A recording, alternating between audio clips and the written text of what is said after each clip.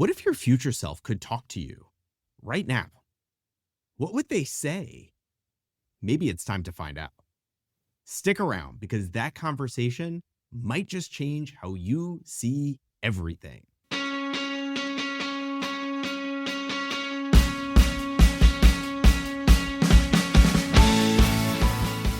This is the Better Physician Life podcast. I'm Dr. Michael Hersh, a full-time practicing gastroenterologist, a husband, a dad, and the founder of Better Physician Life Coaching. This podcast is designed to help physicians create work-life balance, set goals, manage stress, and feel more present at home and less annoyed at work. It's time to stop feeling trapped in medicine and start enjoying the lives we've worked so hard to build. Welcome back to Better Physician Life, and thank you so much for being here with me today. Now, I'll be honest, what we're talking about today might sound a little woo or a little out there at first. I totally get it. And I probably would have rolled my eyes a few years ago too if someone asked me to picture my future self. But hang in with me, because this isn't about vision boards or some fantasy version of yourself sipping margaritas on a beach at 65. This is about the real person you're becoming, the older you, the version that exists 10, 20, or maybe even 30 years down the road. The one who's going to live with the choices you're making right now.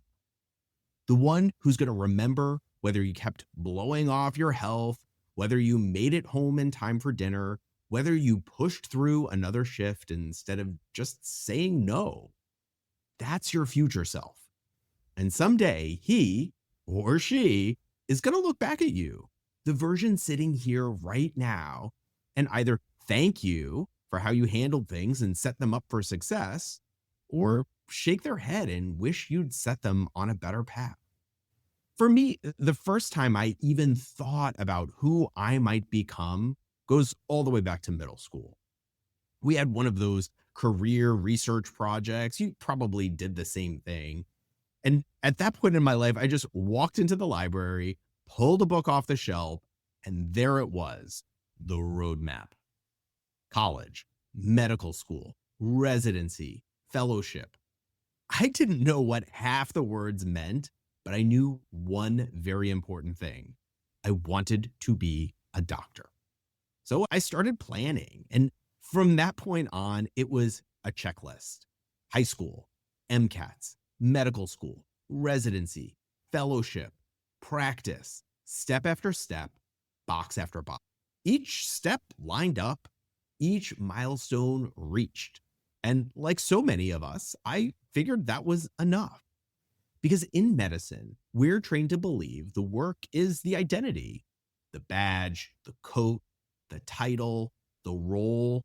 That's who you are, the dependable one, the one who pushes through, who keeps going, provides, and achieves. What I didn't realize until much later was this. While I was busy planning my career, I forgot to start planning my life. And maybe you felt that too.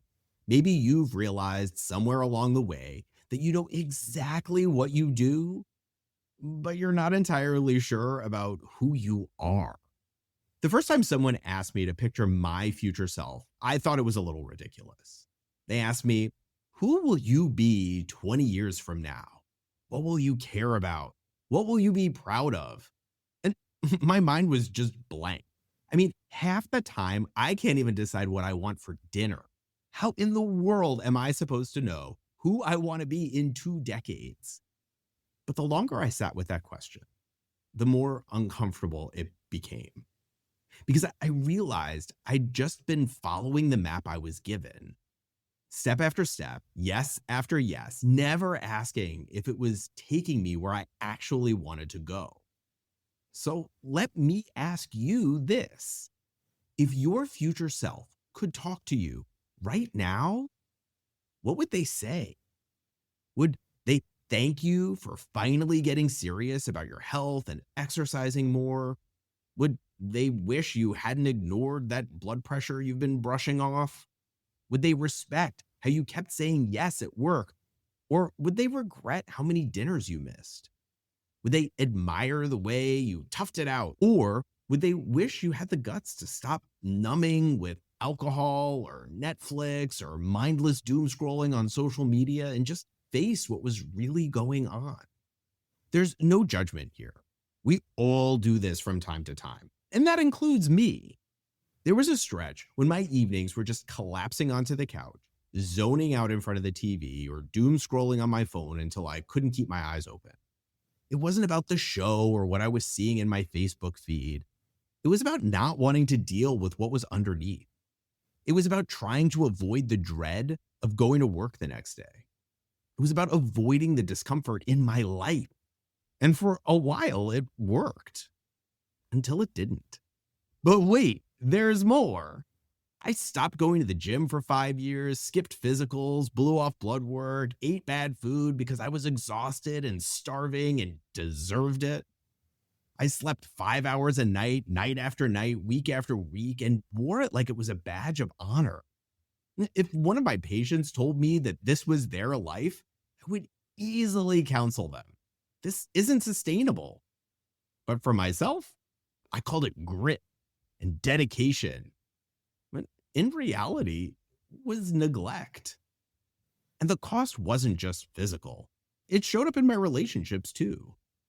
Conversations with my wife sounded more like a logistics company than a loving, caring relationship. Kids, bills, schedules. All the while, I told myself I was doing it for them, for the family. But the truth is, they didn't just want the paycheck I was bringing home. They wanted me, and I wasn't giving them that. And friendships? Forget it. Somewhere along the way, I convinced myself I didn't need to continue cultivating friendships. That guys my age didn't really hang out anymore. That I was too busy, too tired, and slowly, without realizing it, I stopped having people I could really talk to. I was surrounded by colleagues all day, but I was alone. We don't talk about this stuff in medicine, the real stuff. Sure, we'll talk about the latest EMR upgrade that everyone hates, or our latest vacation, or the weather. We might mention our kids, chat about our tough cases, or complain about the administration. But we don't talk about laying awake at 3 a.m., staring at the ceiling, wondering if this is really the life we wanted. We don't talk about the fear of being irrelevant if we ever stepped away from medicine.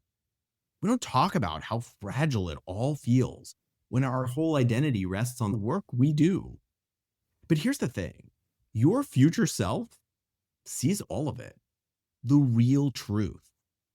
He or she knows if the story you're writing is one you'll be proud of or one you'll regret. I'll never forget a conversation with a senior colleague who was close to retirement. He's one of those guys everyone looks up to, well-respected and accomplished, the kind of career people point to as an example of how to do it. And I asked him what he'd do differently. And without missing a beat, he said, I thought I'd have more time, but I didn't. And that one sentence gutted me because I knew exactly what he meant. We all do. And it hit me again the night I missed my daughter's band concert. I had the date blocked. I was supposed to be there. And then they changed the date. My schedule was booked and it was too last minute to change. So I worked because that's the job. That's what we do. But when I came home that night and saw the program on the counter, it landed differently. The patients needed me in that moment, yes. But so did my daughter. And my future self isn't going to forget which one I missed. And that's the trap, isn't it? The job always feels urgent. Everything else feels optional. But your future self knows the truth. The hospital will replace you in a week. Your family won't. So maybe the better question isn't, what do I need to do next? But what will my future self thank me for? Maybe they'll thank you for actually taking that vacation. Maybe they'll thank you for finally making your own doctor's appointment. the one you've been too busy to schedule for the last 5 years. Maybe they'll thank you for skipping that extra shift and actually showing up at the soccer game, or for calling a friend you haven't talked to in forever just to catch up. Maybe they'll thank you for realizing you were stuck and for doing something about it instead of just grinding it out. Because that's another thing we don't talk about. Being stuck, feeling like you're out of options, wondering if you've hit the ceiling of what this career has to offer. It's easy to assume being stuck means you're failing, but it doesn't. Being stuck is feedback. It's information. It's your life telling you something has to change. And if you listen to it, it could be the very best thing that has ever happened to you. I've hit walls. I've kept grinding long after I should have stopped. I've ignored the warning signs. But I've also learned that feeling stuck doesn't mean I'm broken. It means I've got a choice. I can keep ignoring it, or I can use it to motivate myself to do something different. So if you're in that place right now, here's what I want you to remember. Your EMR won't remember you.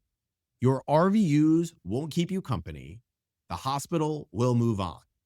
But your future self, the older version of you 20 years in the future, he will remember. He'll remember the small choices you made, the times you actually showed up, the moments you protected what mattered instead of letting it slide, the times you lived like your health, your marriage, your friendships, and your joy were worth it. And when that time comes, the only question will be, will he thank you? Or will he wish you'd done it differently? Over the years, through my own mistakes and through listening to colleagues, I've learned a few truths. No change is too small. Even leaving on time once can shift how you feel about your life. You're allowed to want more than work. Medicine can be central, but it doesn't have to be the whole story.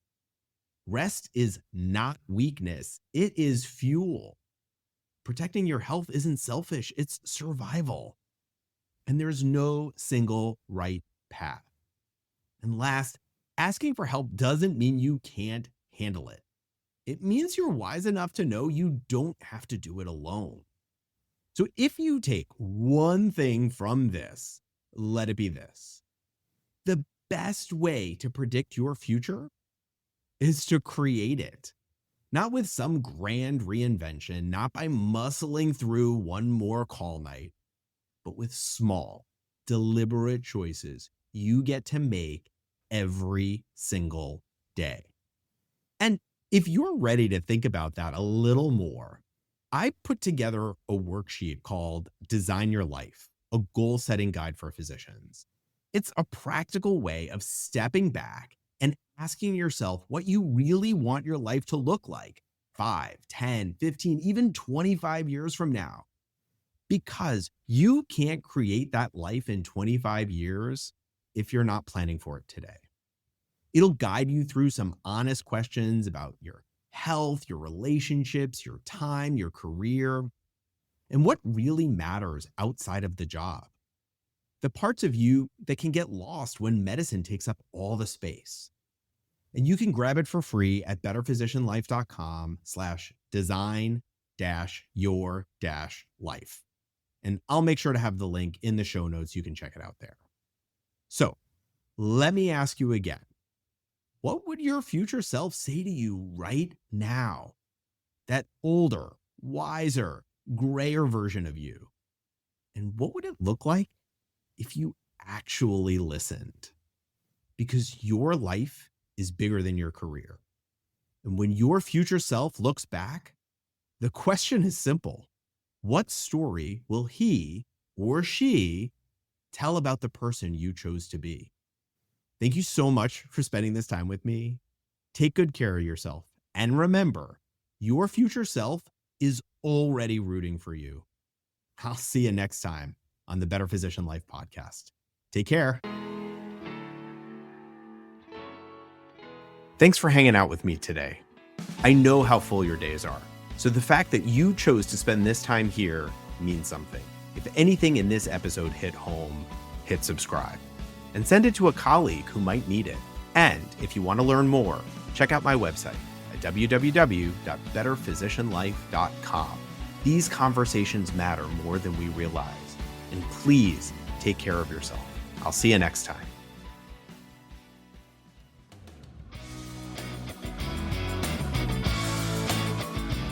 This podcast isn't medical advice, or legal advice, or financial advice.